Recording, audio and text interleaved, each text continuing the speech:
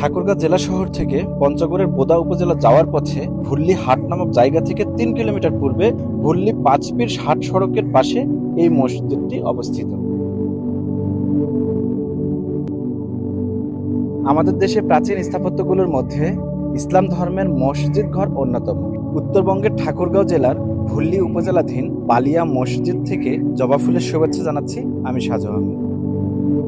প্রচলিত রূপকথা, কোনো এক অমাবস্যার রাতে জিনপুরীরা এই এলাকার উপর দিয়ে উড়ে যাওয়ার সময় এলাকাটি পছন্দ করে।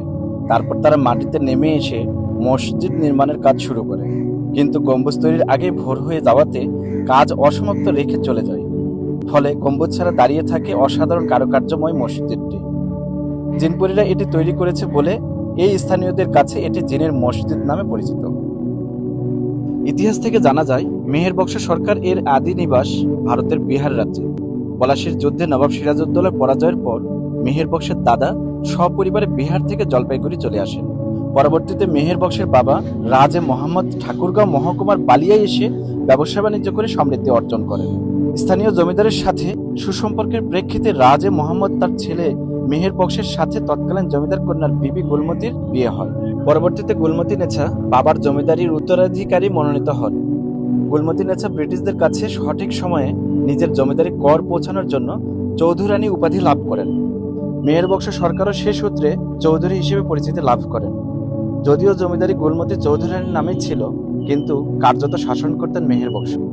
জমিদার মেহেরবক্স চৌধুরী ঊনবিংশ শতাব্দীর শেষ ভাগে বালিয়াতে এক মসজিদ তৈরির পরিকল্পনা করেন। এই জন্য দিল্লির আগ্রা মতান্তরে মুর্শিদাবাদ থেকে স্থপতি আনা হয়।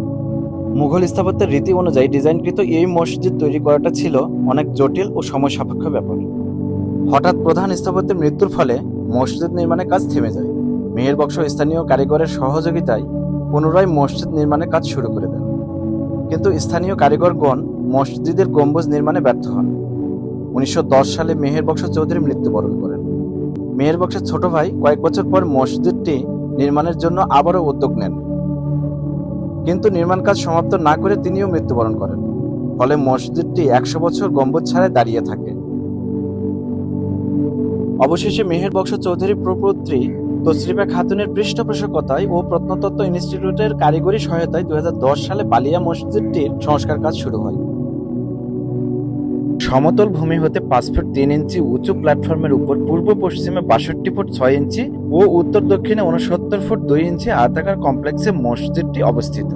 আয়তাকার কমপ্লেক্সটি সিঁড়ি সহ প্রবেশপথ, খোলা চত্বর ও মূল ভবন বা নামাজ ঘর এই 3 অংশে বিভক্ত। এর মধ্যে মূল ভবনে পূর্ব পশ্চিমে 25 ফুট 11 ইঞ্চি প্রশস্ত। মসজিদের ছাদে একই সাইজের 3টি গম্বুজ ও 8টি মিনার আছে, যার মধ্যে 4 কোণের 4টি মিনার বড় এবং বাকি 4টি ছোট।